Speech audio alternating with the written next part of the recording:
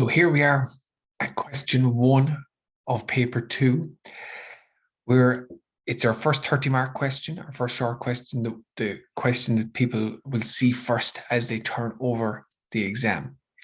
So it's a trigonometry question. It's based in radians. So sometimes students, would find they're not as comfortable in radians as they are in degrees. As always, you'd read the question a couple of times, just make sure you're familiar with it. One thing I would say to students is if this isn't their favorite section of the course, go on and find an easier question to start with, and then maybe later come back to this question and to try it. However, having said that about radians, when we look through the question, we can see you would have seen all of the parts at some stage before. So what are we asked? We're said the angle at of a sector in a circle of a radius 8 centimeters. The angle is pi/7 radians, as shown in the diagram. By finding the length of the arc, find the exact value of the perimeter. So it's the perimeter of the sector that we're looking for. So sometimes if you just try to get started, you'll find that one step will lead you to the next. So we're looking for the length of the arc. So we'll find that the formula is r times theta, where r is the radius and theta is the angle. So in this case, we know that r is 8 and the theta is pi/7. So the angle is 8 pi/7. So that's your arc length is 8 pi/7. But we're looking, of course, for the perimeter. So we know there are going to be 2 radii and the arc length. So we're going to have another 8 centimeters down here. So we have 8 centimeters, and we have the 8 pi/7 centimeters. And we get our final answer, which is, it says the exact value. So we have to leave it in this form. It's 16 plus 8 pi/7 centimeters. So try to be careful to have your answer written in the form that was asked, and make sure you include your units. You don't want to give away any marks after doing all of the hard work. Okay, so that was worth 5 marks. And now we're into a different part of the question, part B. So it's unrelated to part A. But again, we're dealing in radian measure. So we have a right angle triangle, ABC, and it has a hypotenuse of size and length 13. So in this case, it's not giving us any units, just saying 13. So this is our hypotenuse of the right angle triangle. So I would advise students maybe to draw the triangles individually in the diagram there from the diagram in their paper. But here we can see them on the screen. So the point D is on AC, such that DC is 4. And the angle DBC is pi/6. So DC is 4, and then we have our angle DBC is pi/6. And we have the angle ABD is x, so that's our unknown at this point. It says show that BC is equal to 4√3. So BC is the horizontal base. So in this case, we have a triangle, which is the obvious one to use. That is the triangle BDC, because we have the opposite. We're looking for the adjacent. So this is my BC. And we're going to deal with that triangle there. So we're going to be saying that the tan of pi/6, the tan of the angle, is the opposite over the adjacent. So 4/BC, we multiply, well, we can say that the tan of pi/6 is 1/√3. So we can multiply both sides by BC times √3. So we're going to get BC is equal to 4√3, and that is the answer that we were looking for. So there was 10 marks for that part. So that was a relatively generous 10 marks. And I think it should make sure that students, if they've attempted this question, hopefully they've gotten this part right and they're on 10 out of 30, just even for this one bit. From that, we go on, it says hence or otherwise. And we know when it says hence, we're to use the information that we've just got from the B part 1 to find the exact value of the sine of x.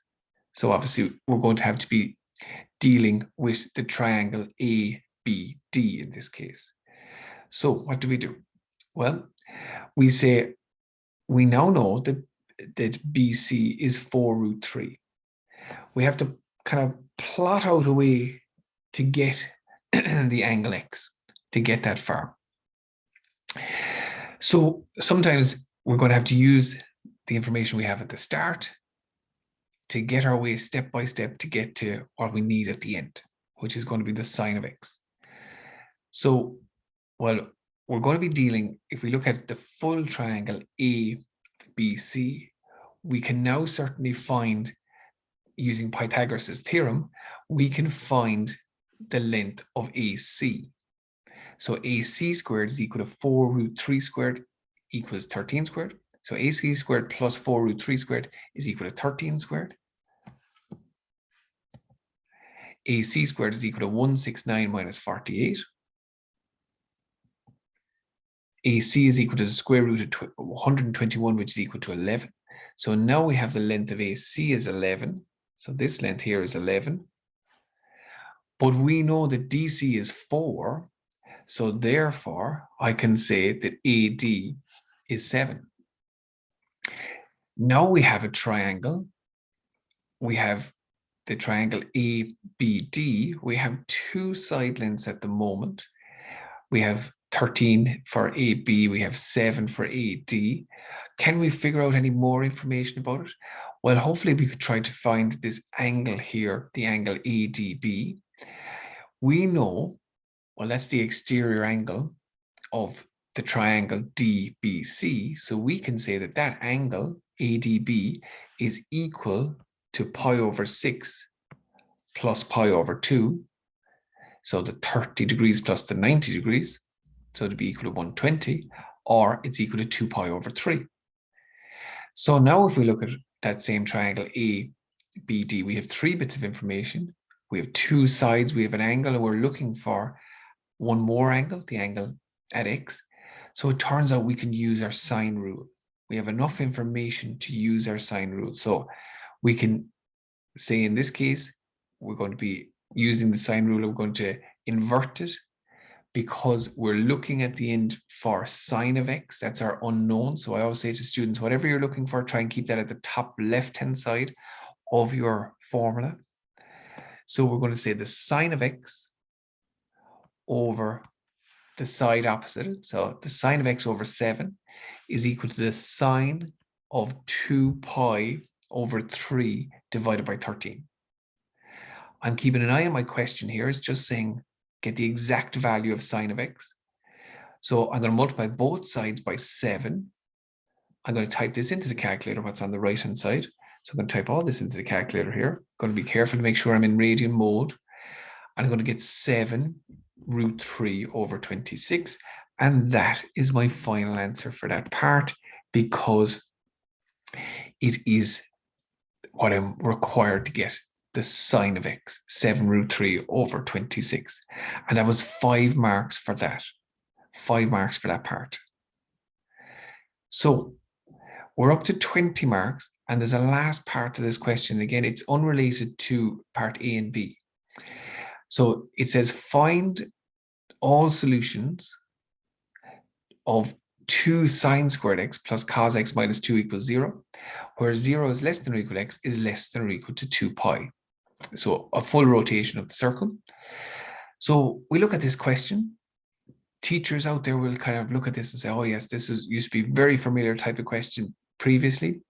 And it hasn't been quite so frequent in the last number of years. But we know that we're not going to be able to solve this sort of equation if we have both sine and cos of x. So what we say is, okay, how can we get to use just one of them, either sine or cos? Well, we'll know, of course, that we have an identity in our table book that says sine squared a plus cos squared a is equal to 1. So we can then say, well, sine squared a is equal to 1 minus cos squared a. So we're going to use that in our question up here to say sine squared x is equal to 1 minus cos squared x.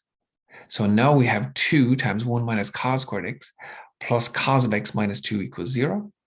I multiply through the bracket, and I'm going to tidy up. So I'm going to get the 2 times 1 will be 2, but I'm going to have a minus 2 over there. So they're going to disappear to 0. So 2 minus 2 will give you 0.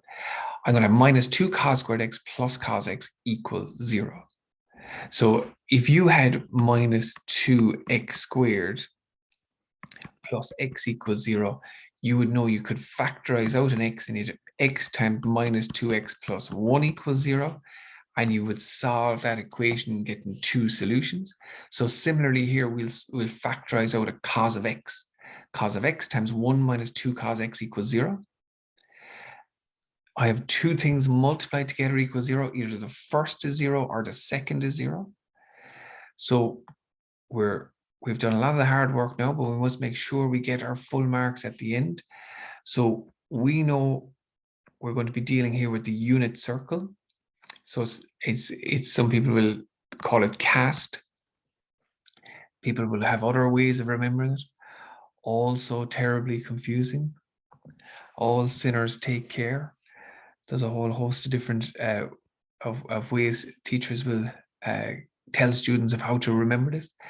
So students will maybe know they again think of the angles in degrees firstly rather than radians. Most students will be more familiar with degrees than radians, but in this case here, of course, we're dealing in radians. So we know that 90 is pi over 2, 180 is going to be pi radians, 270 is going to be 3 pi over 2 radians, and a full rotation is 2 pi radians. Now, it's our unit circle of radius 1. We know that this point here, so again, as I said, it's radius 1. So this is the point 1, 0, 1 out on the horizontal, 0 up on the vertical. Then this is going to be 0, 1, minus 1, 0, and 0, minus 1. Now, in using that information is going to help us find our first 2 solutions, because we say, where is cos of x equals 0? Well, it's cos of x is equal to 0 at 90 degrees, which is pi over 2 radians, or at 270 degrees, which is 3 pi over 2 radians. So that's going to help us find 2 solutions. We're going to have to find in our last 2 solutions, where is cos of x equal to 1/2? So cos of x is equal to 1/2. Well, we're going to find our, what I would say is here, we're solving trigonometric equation.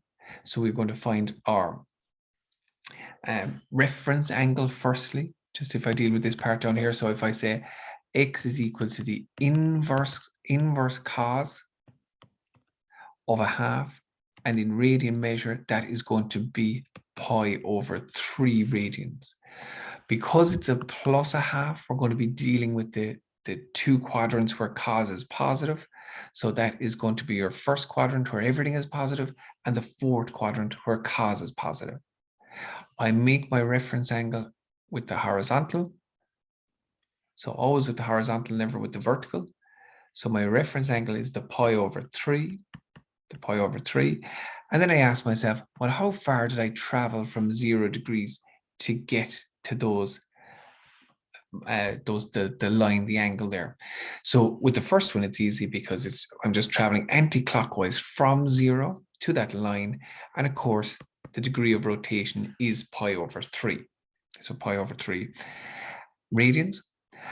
With the second one, we travel a further distance than that. So we start here at 0, we go all the way around, we almost get to 2 pi, almost get to a full rotation, but we're pi over 3 less than that. So my last answer is x is going to be 2 pi radians minus my pi over 3. That's equal to my 5 pi over 3 radians.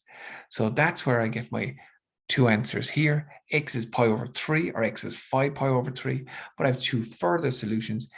X is equal to pi over 2 or 3 pi over 2. So I have 4 solutions in total. So that's the end of that question. That was 10 marks for that part. We're about to move on to a very different part, which is a probability question. So some students might prefer the one we've just done, or else the one we're about to go into.